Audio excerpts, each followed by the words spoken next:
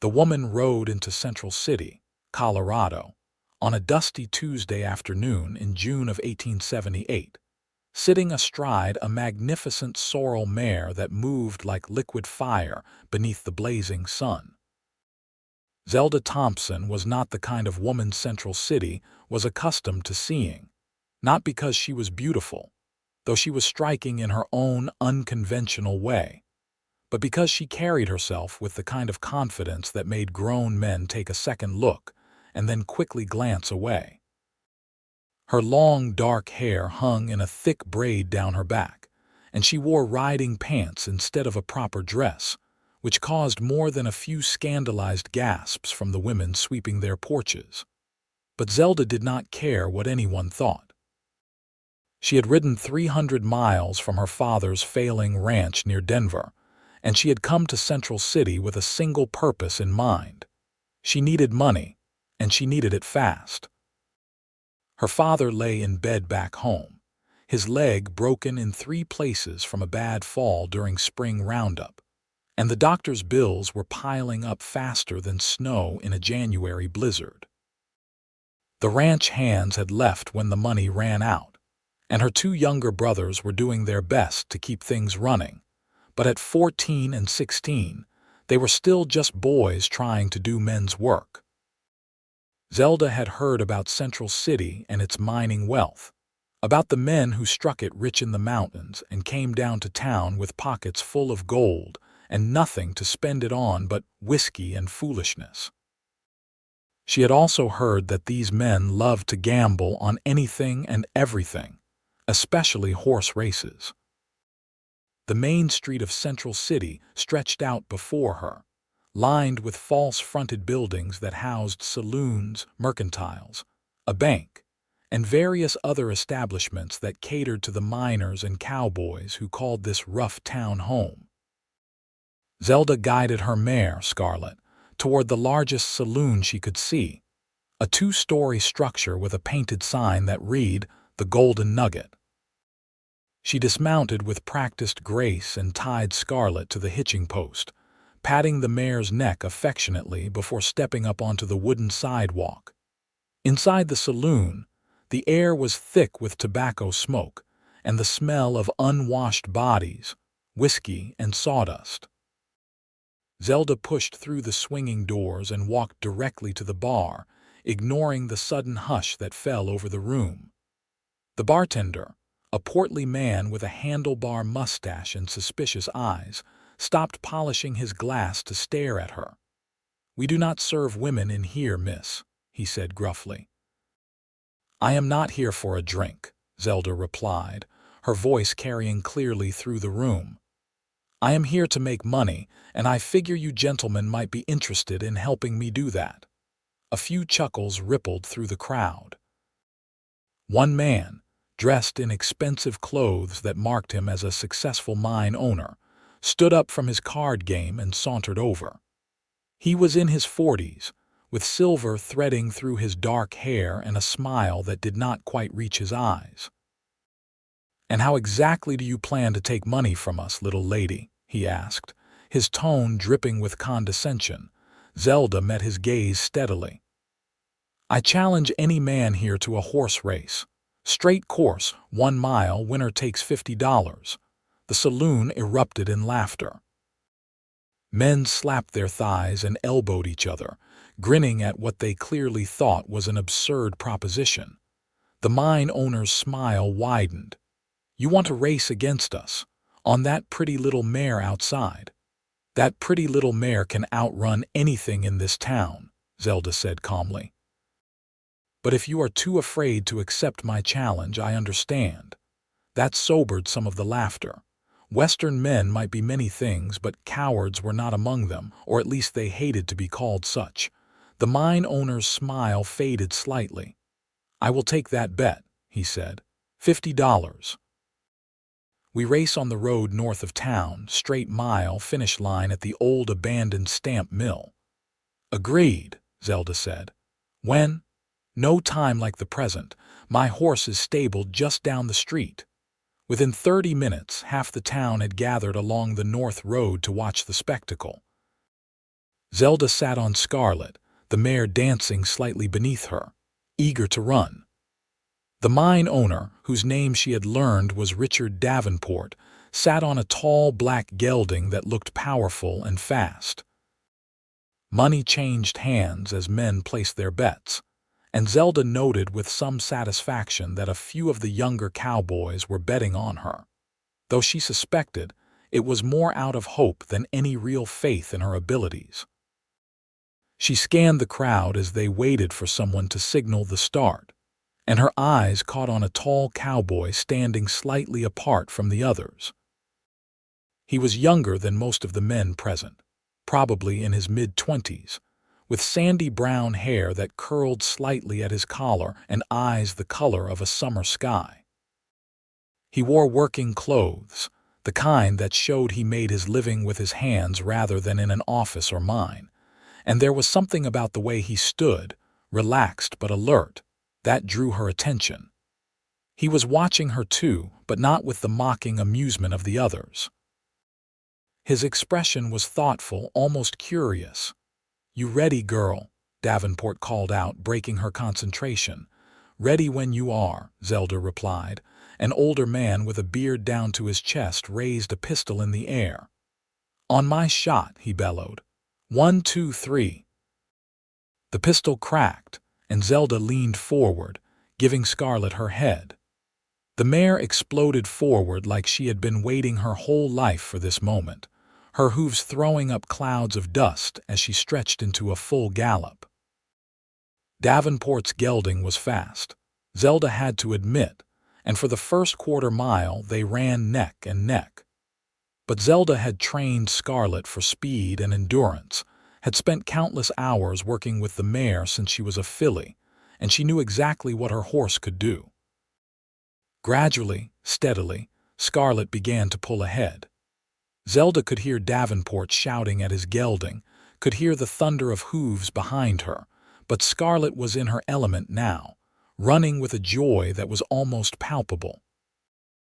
The abandoned stamp mill came into view, its rusted equipment glinting in the afternoon sun, and Scarlet crossed the finish line a full 3 lengths ahead of the gelding. Zelda pulled the mare up, circling back to where the crowd was already gathering. Some of the men who had bet on her were cheering, while others looked disgruntled as they handed over their money.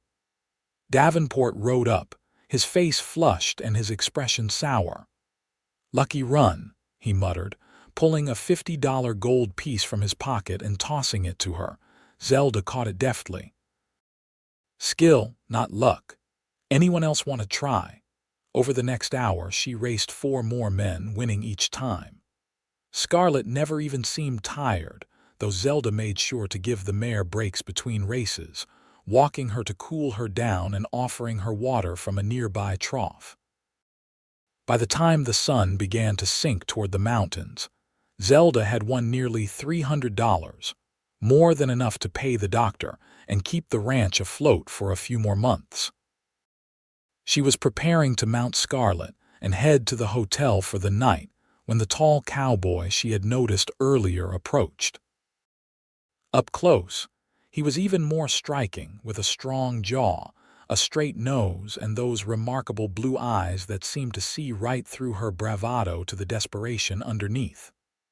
"That is some mare you have got there," he said, his voice low and pleasant.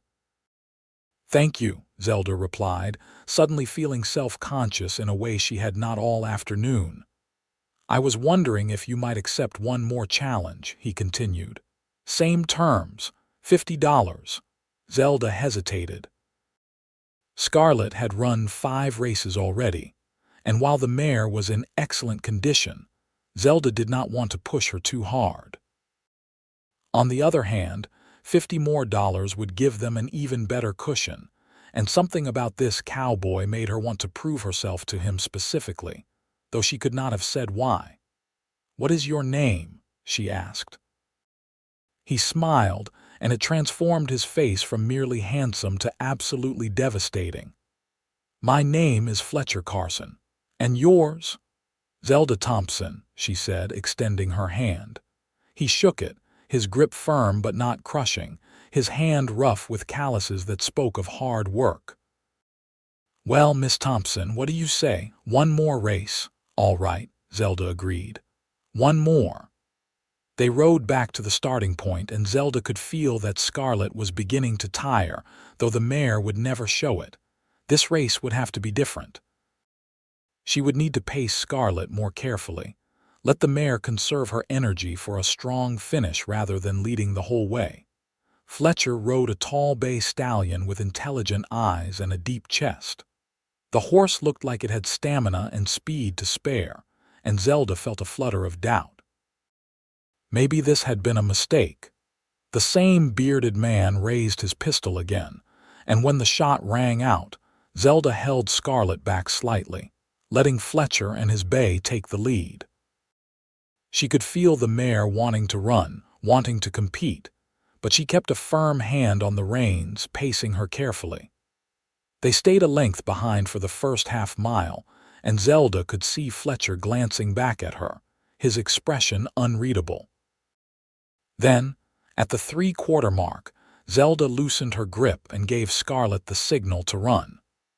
The mare responded immediately, digging deep and finding a reserve of speed that Zelda had not been sure was still there.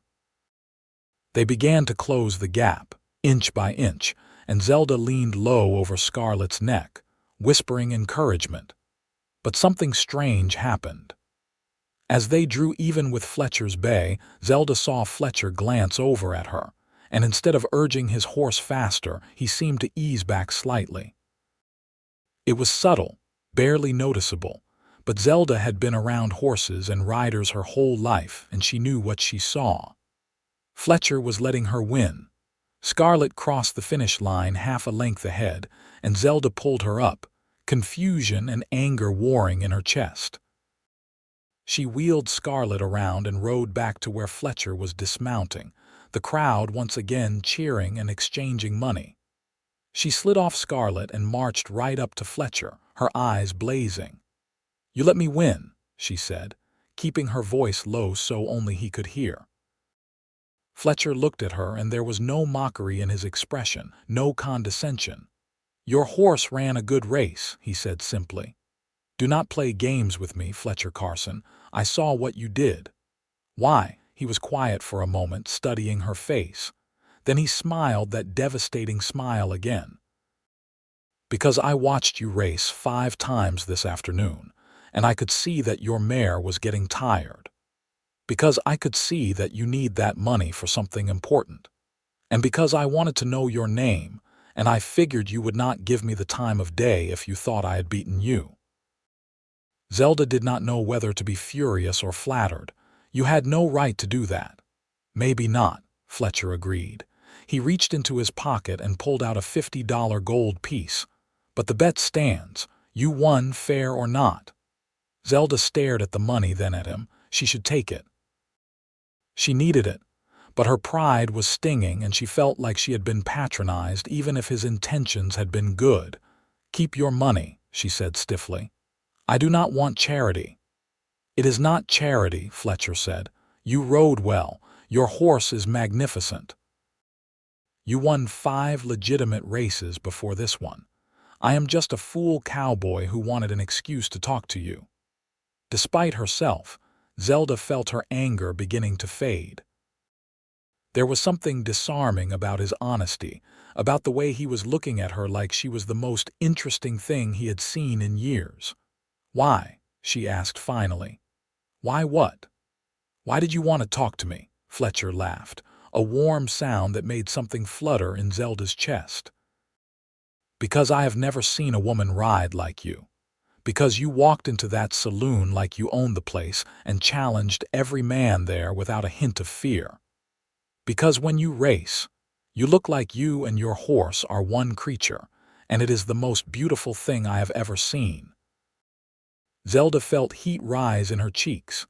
She was not accustomed to compliments, especially not from handsome cowboys with blue eyes and charming smiles. "Well," she said, trying to regain her composure. "Thank you, I suppose. Can I buy you supper?" Fletcher asked. "There is a decent restaurant at the hotel. Nothing fancy, but the food is hot and the coffee is strong. Zelda knew she should say no. She did not know this man. She needed to get back to the hotel, count her money, and make plans to head home first thing in the morning. But she found herself nodding anyway. "All right," she said. "Supper, but I am buying my own meal," Fletcher grinned. "I would expect nothing less, Miss Thompson."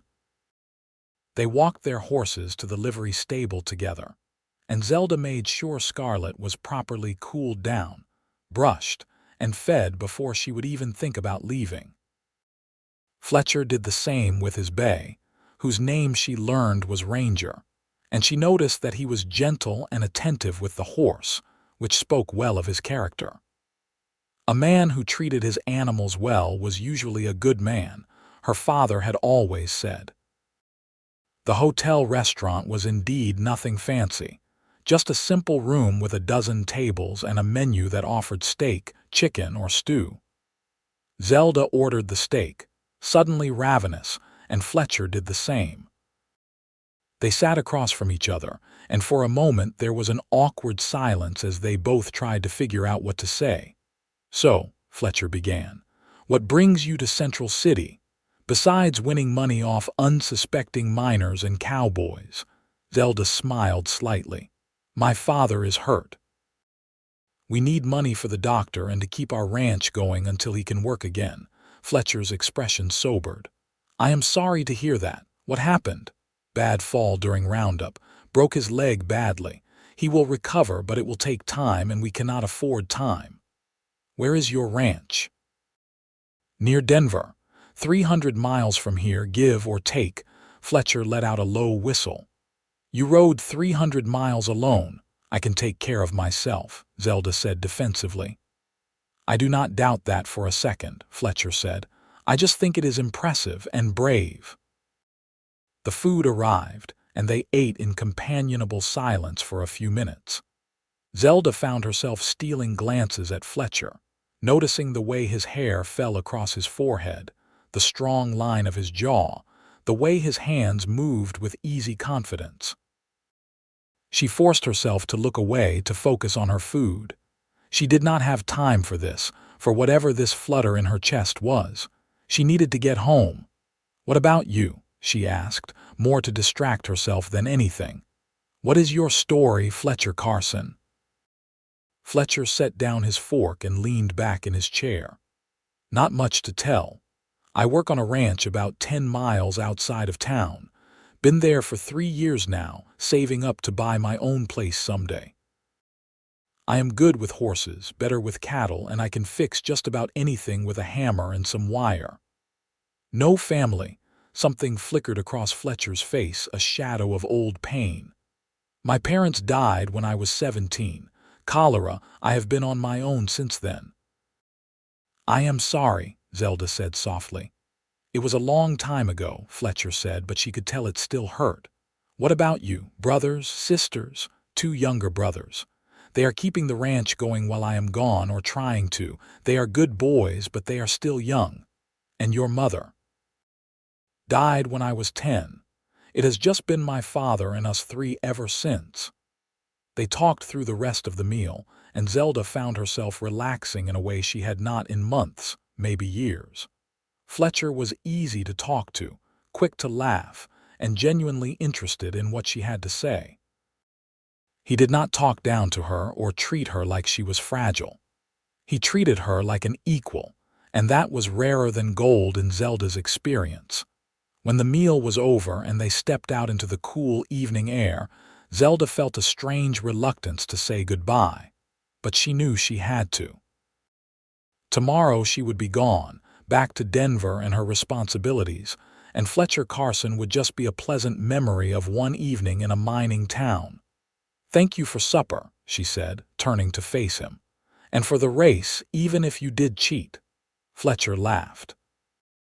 "Can I see you again before you leave?" Zelda hesitated.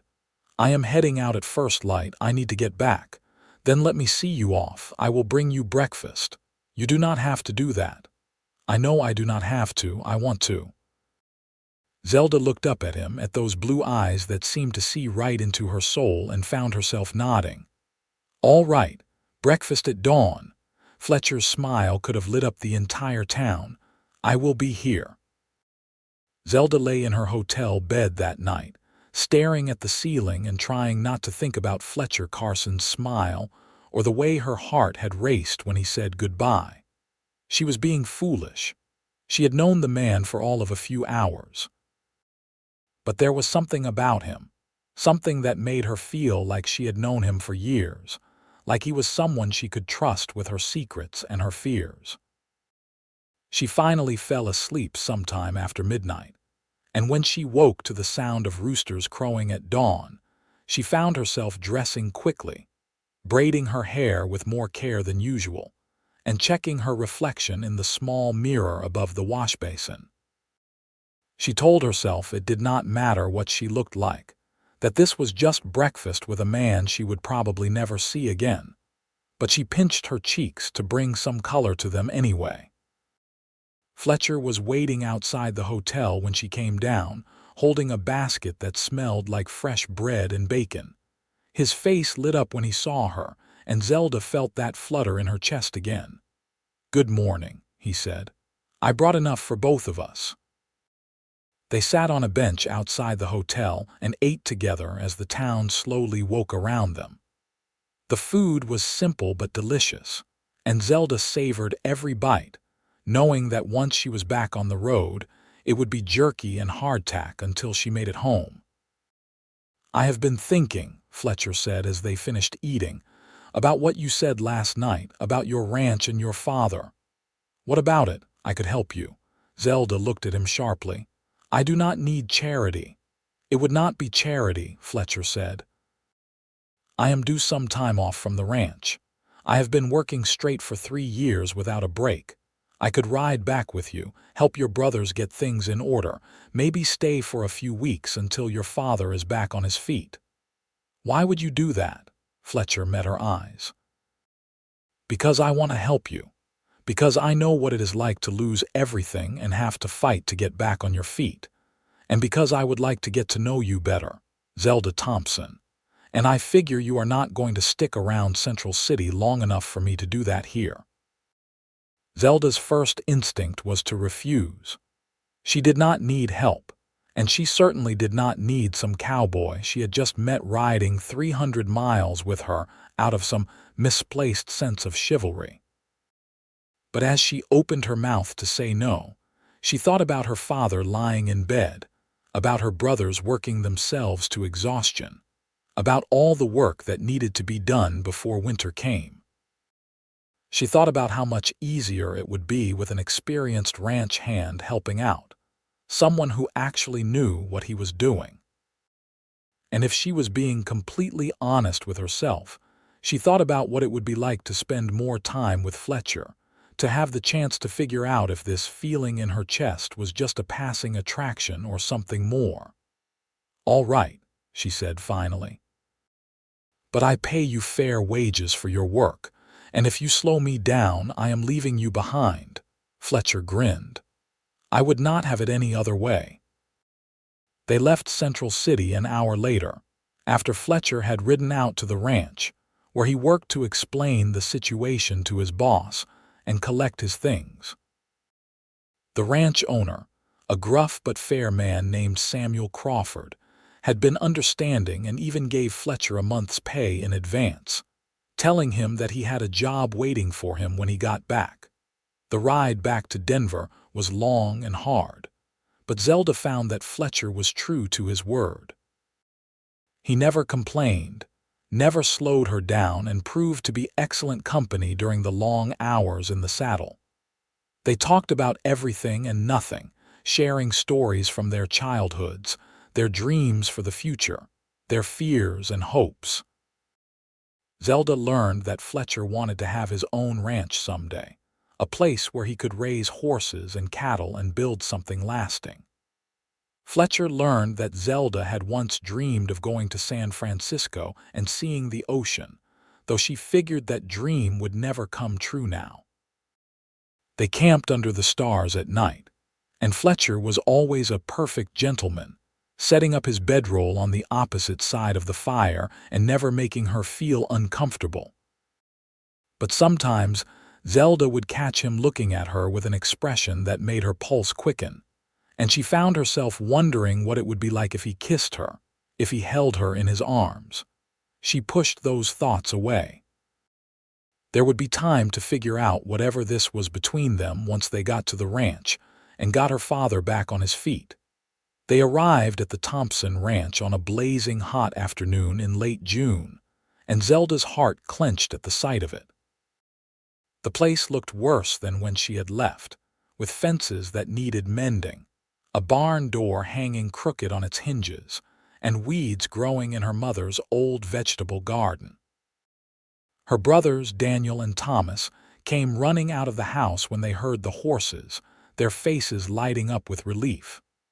Zelda, Daniel, the older of the two at 16, grabbed her in a fierce hug as soon as she dismounted. "We were starting to worry."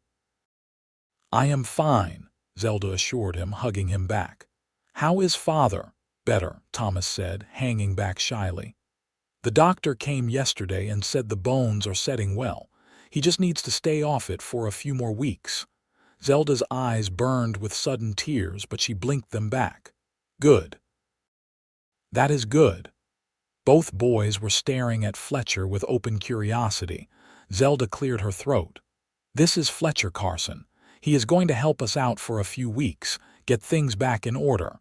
Fletcher, these are my brothers, Daniel and Thomas." Fletcher shook hands with both boys, his manner easy and friendly. "Nice to meet you both. Why do we not show me around and you can tell me what needs doing most urgently?" Over the next few weeks, Fletcher proved to be worth his weight in gold. He mended fences, fixed the barn door, helped Daniel and Thomas with the cattle, and even got the old windmill working again. He worked from sunrise to sunset without complaint, and Zelda found herself watching him more often than she should, admiring the way his muscles moved under his shirt, the way he was patient and kind with her brothers, teaching them things that their father would have taught them if he had been able. Her father, Jacob Thompson, was less certain about Fletcher at first. He was a proud man who did not like accepting help, especially from strangers. But Fletcher won him over gradually, sitting with him in the evenings and discussing cattle prices and breeding strategies, asking for his advice on ranch matters, and making it clear that he respected Jacob's experience and knowledge. Zelda divided her time between helping Fletcher and the boys with the outside work and taking care of her father and the house. She cooked and cleaned, changed her father's bandages, and tried not to think about how natural it felt to have Fletcher at the dinner table every night, how much she looked forward to seeing his smile first thing in the morning. One evening in mid-July, after supper had been cleared away and her father and brothers had gone to bed, Zelda found herself sitting on the porch with Fletcher, watching the stars come out.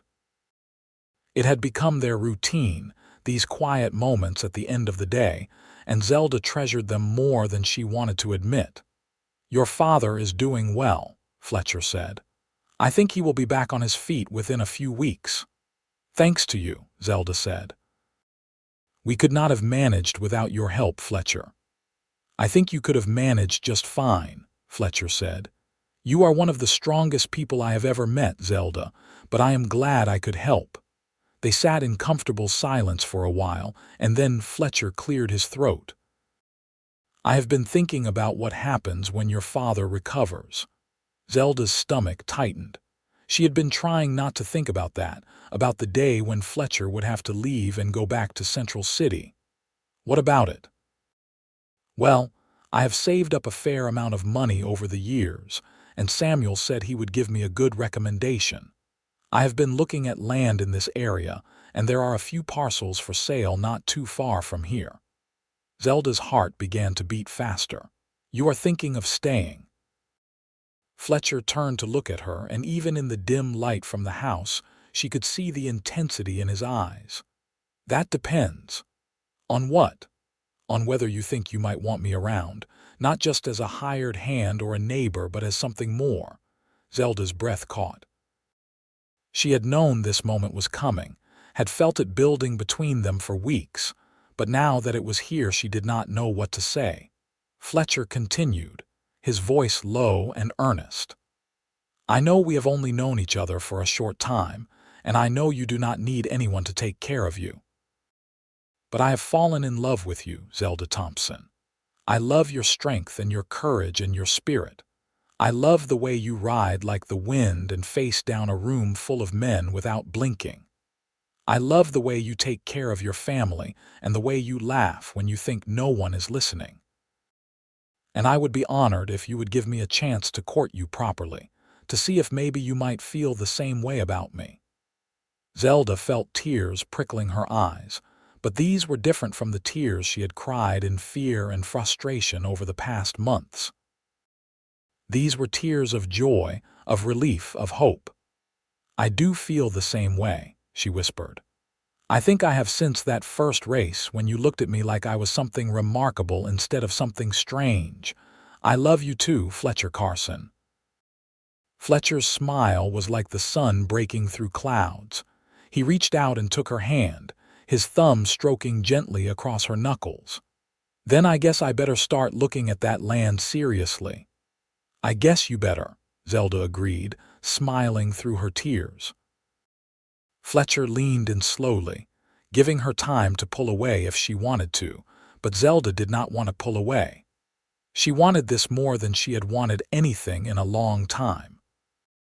His lips met hers in a kiss that was gentle and sweet and filled with promise, and Zelda felt like she was flying, like she and Scarlet were racing across an open field with nothing but sky ahead of them. When they finally broke apart, Fletcher rested his forehead against hers. I will build you a good life, he promised. We will have our own ranch, raise our own horses and cattle. You can race Scarlet whenever you want, and we will be partners in everything. That sounds perfect, Zelda said. Over the next several weeks, Fletcher made good on his word. He found a parcel of land just 3 miles from the Thompson ranch. 500 acres of good grazing land with a creek running through it, and a small cabin that needed work but had good bones. He put a down payment on it with his savings and began making plans to fix up the cabin and build corrals and a barn. Jacob Thompson recovered slowly but steadily, and by late August he was hobbling around on crutches, supervising the boys and offering advice. He gave Fletcher and Zelda his blessing without hesitation, telling Fletcher that he was grateful to have a man of his character and work ethic joining the family. Fletcher and Zelda were married in September of 1878, in a simple ceremony at the ranch with just family and a few neighbors present. Zelda wore a blue dress that had been her mother's, and Fletcher wore his best clothes with his hair neatly combed and his face clean-shaven. When the traveling preacher pronounced them husband and wife, Fletcher kissed her with such tenderness that Zelda felt tears streaming down her face. They moved into the cabin on Fletcher's land and spent the fall fixing it up together. Fletcher added a second room and built Zelda a real kitchen with a proper stove. They worked side by side every day, building fences, breaking horses, and slowly turning the property into a real ranch. Zelda's brothers came over often to help, and Fletcher taught them everything he knew about ranching, becoming the older brother and mentor they had never had. The first winter was hard, but they made it through together. Fletcher proved to be every bit the partner he had promised to be, never expecting Zelda to just keep house, but encouraging her to work with the horses and cattle alongside him. They bought a small herd of cattle and a few more horses, and Zelda began breeding Scarlet, hoping to create a line of fast, tough horses that could work cattle and race. In the spring of 1879, Zelda realized she was pregnant. She was nervous about telling Fletcher, worried that he might expect her to stop working on the ranch, but when she finally worked up the courage to tell him, he swept her up in his arms and spun her around, laughing with pure joy. "A baby," he kept saying. "We are going to have a baby." "You are happy?" Zelda asked, laughing despite her dizziness. "Happy? I am the happiest man alive. You have given me everything, Zelda. A home, a life, and now a family. I could not ask for more." Fletcher did insist that she take things a bit easier as her pregnancy progressed, and Zelda allowed it, knowing he was just worried about her. She focused on the horses, training the younger ones and working with Scarlett's first foal, a spirited colt that looked like he would be every bit as fast as his mother. Their son was born in December of 1879, during a snowstorm that nearly prevented the midwife from making it to the ranch. Fletcher paced the cabin like a caged animal while Zelda labored, and when the midwife finally called him in to meet his son, he had tears streaming down his face. "He is perfect," Fletcher said, holding the tiny bundle with such care that Zelda fell in love with him all over again. "What should we name him?" "What about Jacob?" Zelda suggested. "After my father." "Jacob Carson," Fletcher said, testing the name. "I like it. Jacob Fletcher Carson." Little Jacob proved to be a healthy, happy baby who rarely cried and seemed to love being outside. As soon as he could sit up, Fletcher would prop him in front of the saddle and take him riding, and Zelda would watch them from the porch, her heart so full she thought it might burst. The ranch prospered over the next few years. Fletcher's horse breeding program was successful, and they sold several colts for good prices. Their cattle herd grew, and they hired 2 ranch hands to help with the work. Zelda's father recovered completely, though he walked with a slight limp, and her brothers grew into capable young men who eventually started ranches of their own nearby. In 1882, Zelda got pregnant again, and this time she gave birth to a daughter in the summer, a beautiful baby girl with Fletcher's blue eyes and Zelda's dark hair. They named her Rose Marie Carson, and if Fletcher had been protective of Zelda during her first pregnancy, he was absolutely hovering during this one, refusing to let her do anything he considered even remotely strenuous. Zelda bore it with good humor, knowing it came from love, but she was relieved when she was finally recovered enough to get back on a horse. Scarlett was older now but still loved to run, and Zelda would sometimes race across their land just for the joy of it, for the feeling of freedom and power that had drawn her to horses in the first place. Their third child, another son, was born in 1884. They named him Samuel, after Fletcher's old boss in Central City, who had made it possible for Fletcher to help Zelda in the first place. Samuel was quieter than his siblings, more thoughtful, but he had a gift with animals that amazed both his parents. Life settled into a comfortable rhythm. The ranch continued to grow, and Fletcher and Zelda became respected members of the community. People knew them as hard workers, fair dealers, and devoted parents. Other ranchers sought Fletcher's advice on horses and cattle, and more than one young woman came to Zelda asking her to teach them to ride properly. On their 10th wedding anniversary, in September of 1888, Fletcher surprised Zelda by arranging for her father and brothers to watch the children for a week so he could take her on a trip. They rode to Central City, staying at the same hotel where they had shared that first supper together, and Fletcher took her dancing at the Golden Nugget, which had been renovated into a more respectable establishment. "You ever regret it?" Fletcher asked as they swayed to the music. "Giving up your freedom to marry me?" Zelda looked up at him, at the face she had come to love more with each passing year, at the lines starting to form around his eyes and the few threads of gray appearing in his hair. "I did not give up my freedom," she said firmly. "You gave me more of it. With you, I can be exactly who I am, and that is the greatest gift you could have given me." Fletcher kissed her there in the middle of the dance floor, not caring who saw. "I love you, Zelda Carson. I loved you the moment I saw you ride into town on that sorrel mare, and I will love you until the day I die." "And I love you," Zelda said. "Thank you for letting me win that race." Fletcher laughed, that same warm laugh that had captured her heart 10 years ago. "Thank you for racing me in the first place." They had 2 more children over the next few years, twin girls born in 1890 that they named Emma and Grace. The ranch house had to be expanded to accommodate the growing family, and Fletcher built a larger barn and more corrals. Jacob, their oldest, showed a talent for ranching and began taking on more responsibilities as he grew into his teenage years. Rose loved horses as much as her mother did, and could often be found in the barn, grooming and talking to them. Samuel had his gift with animals, and seemed able to calm even the most fractious horse or stubborn cow. And the twins were still young enough to be underfoot constantly, giggling and getting into everything. Zelda's father passed away peacefully in his sleep in 1892, and while the family mourned, they also celebrated a life well lived. Jacob Thompson had seen his daughter happily married, his sons established in their own ranches, and his grandchildren thriving. Fletcher was one of the pallbearers at his funeral, and Zelda knew her father would have been proud of the man his daughter had chosen.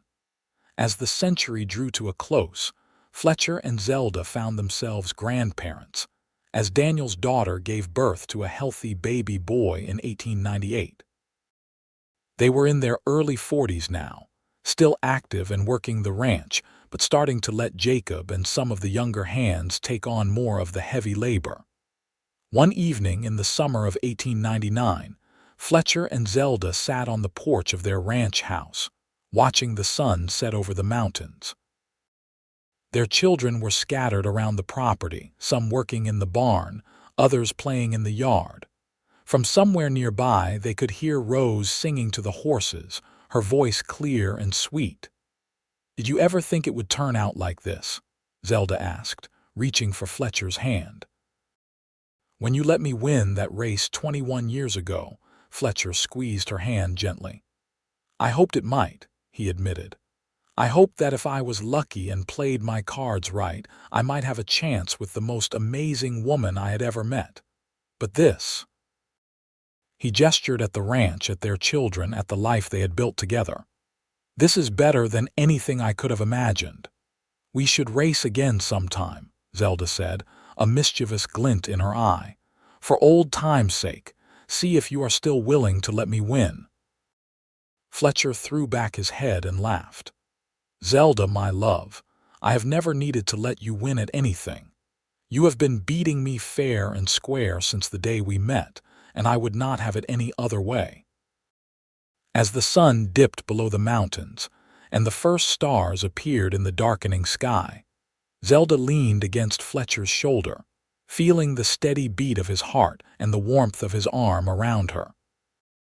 She thought about that desperate ride to Central City all those years ago, about the fear and uncertainty that had driven her to challenge those men to race. She had been looking for money to save her father and the ranch, but she had found something far more valuable. She had found a partner, a love, and a life that exceeded her wildest dreams. And it had all started with a race and a cowboy who had been wise enough to let her win, brave enough to ask her name, and patient enough to wait for her to realize that she had been winning at love all along. Years continued to pass, marked by the changing of seasons and the milestones of their children's lives. Jacob married a neighboring rancher's daughter in 1902, a sweet girl named Martha who fit perfectly into the Carson family.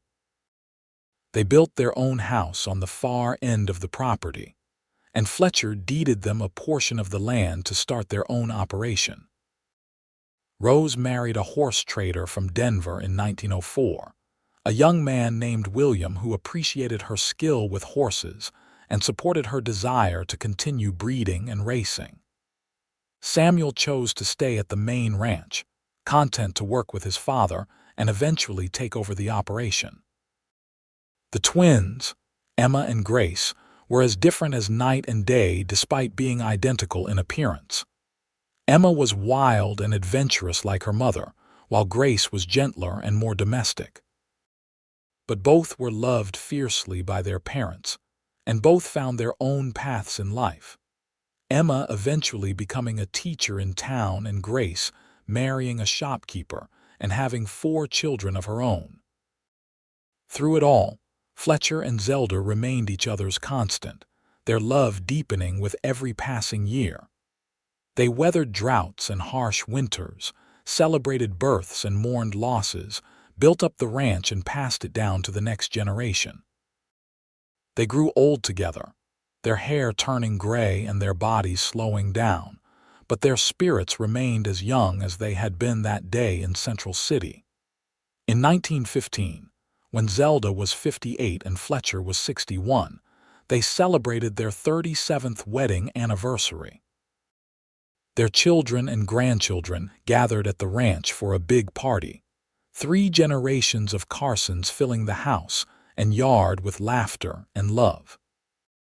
There were over 30 people there, all of them connected because a desperate young woman had ridden into a mining town and challenged the men to race, and a wise cowboy had let her win.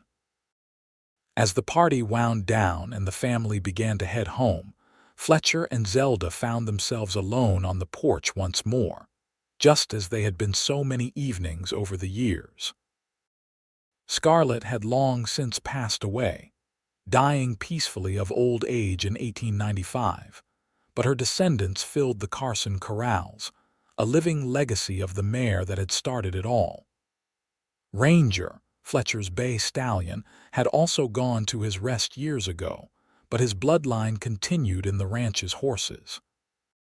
"Do you remember what you said to me that first night?" Fletcher asked, his arm around Zelda's shoulders. "When I asked to buy you supper, I said I would buy my own meal," Zelda said, smiling at the memory. "I was so stubborn." "You were magnificent," Fletcher corrected. "You still are." "We have had a good life, haven't we?" Zelda said softly. "The best," Fletcher agreed. "I would not change a single thing. Not even the hard times, the drought of '93, that winter we almost lost the herd, not even those," Fletcher said. "Because we faced them together and they made us stronger. Every challenge, every struggle, every victory we have had has been sweeter because we shared it." Zelda tilted her face up to kiss him, and even after 37 years of marriage, the touch of his lips still made her heart flutter. "Thank you for asking my name, Fletcher Carson." "Thank you for telling me, Zelda Carson." They sat together as the stars came out, watching the ranch settle down for the night, listening to the sounds of horses in the corrals and cattle in the pastures. This land they had built together, this family they had created, this life they had shared. It was everything Zelda had never known she wanted, and everything Fletcher had always dreamed of having. The years continued their steady march forward. Fletcher and Zelda gradually stepped back from the daily running of the ranch, letting Samuel take over as the primary operator while they served as advisors and enjoyed their grandchildren. They became the patriarch and matriarch of a sprawling family, respected elders whose opinions were valued and whose stories were eagerly awaited by the younger generations. On summer evenings, the grandchildren would gather on the porch and beg for stories about the old days, about how Grandma had challenged all the men in Central City to a race, and how Grandpa had been smart enough to let her win. The story had grown into family legend, embellished and romanticized with each telling, but at its core remained the truth. 2 people had found each other against the odds, and their love had created something lasting and beautiful. In 1920, when Zelda was 63 and Fletcher was 66, they made one final trip to Central City. The town had changed dramatically over the years. the mining boom having faded and the population declining. The Golden Nugget was still there but operating as a respectable restaurant rather than a saloon. They walked down the main street, Fletcher's arm supporting Zelda as she had developed arthritis in her knees, and remembered how it had been that summer day in 1878. "Hard to believe we were ever that young," Zelda said as they stood on the spot where they had first raced. "We are still young at heart," Fletcher said, squeezing her hand. "That never changed." They had lunch at the Golden Nugget, sitting at the same table where they had shared their first meal together 42 years earlier, and Fletcher made a toast. "To the bravest woman I ever met, who taught me that sometimes the best thing a man can do is step back and let someone shine." "And to the wisest man I ever met," Zelda added, "who knew that letting me win would make me want to stay." When they returned to the ranch that evening, they found all 5 of their children waiting for them, worried about their aging parents traveling so far alone. But when they saw the joy on Fletcher and Zelda's faces, they understood that this journey had been necessary, a pilgrimage to the place where it all began. The final years of their lives were peaceful and content. They lived long enough to see their great-grandchildren born, to watch the ranch continue to thrive under Samuel's management, to celebrate 50 years of marriage in 1928 with a party even bigger than their 37th anniversary. Fletcher passed away in his sleep in the winter of 1930, his hand in Zelda's. He was 73 years old and had lived to see his family grow to include 6 children, 23 grandchildren, and 12 great-grandchildren. Zelda held him as he took his last breath, whispering that she loved him and thanking him for the most wonderful life she could have imagined. The family buried him on a hill overlooking the ranch, with a view of the mountains in the distance. The headstone read simply, "Fletcher Carson, 1857–1930. Beloved husband, father, and friend. He knew when to hold on and when to let go." Zelda lived for 3 more years, spending her final days surrounded by her children and grandchildren, sharing stories and wisdom accumulated over a lifetime. She remained sharp and spirited until the end, still the same strong woman who had ridden into Central City all those years ago, though her body had grown frail. On a warm spring afternoon in 1933, Zelda passed away peacefully in her sleep at the age of 76. Her children buried her next to Fletcher, and her headstone read, "Zelda Thompson Carson, 1857–1933. Beloved wife, mother, and friend, she raced through life with courage and grace." The ranch continued for generations after them, passed down through the family, and remaining a working cattle and horse operation well into the 20th century. And on summer evenings, when the work was done and the family gathered on the porch, someone would always tell the story of how it all began. They would tell about the woman who challenged every man to a horse race, and the cowboy who let her win and asked her name. They would tell about how love can start in the most unexpected ways, how the bravest thing a person can do is sometimes to admit they need help, and how the wisest thing another person can do is to offer it without expecting anything in return. But most of all, they told about how Fletcher and Zelda had built something that lasted, not just a ranch or a family, but a legacy of love and partnership that inspired everyone who heard their story. Because in the end, that is what mattered most, not the land or the money or the horses, but the love that had started with a race and grew into something that would never fade, never falter, and never finish. And sometimes, when the wind blew across the hills and through the corrals, people swore they could hear the thunder of hoofbeats and the sound of laughter, as if Fletcher and Zelda were still racing together somewhere beyond sight, still partners, still in love, still together for all eternity. Their story became more than just family history. It became a reminder that sometimes the best victories come when we are brave enough to challenge the world, and sometimes the greatest love stories begin when someone is wise enough to see past their own pride to the person standing before them. The Carson Ranch stood as a testament to what two people could build when they worked together, when they loved each other through good times and bad, when they refused to let obstacles defeat them. Every fence post, every corral, every blade of grass seemed to whisper their names and tell their story to anyone willing to listen. And so the legacy continued, generation after generation, each one adding their own chapter to the story while never forgetting where it all began with a woman, a horse, a challenge, and a cowboy smart enough to let her win.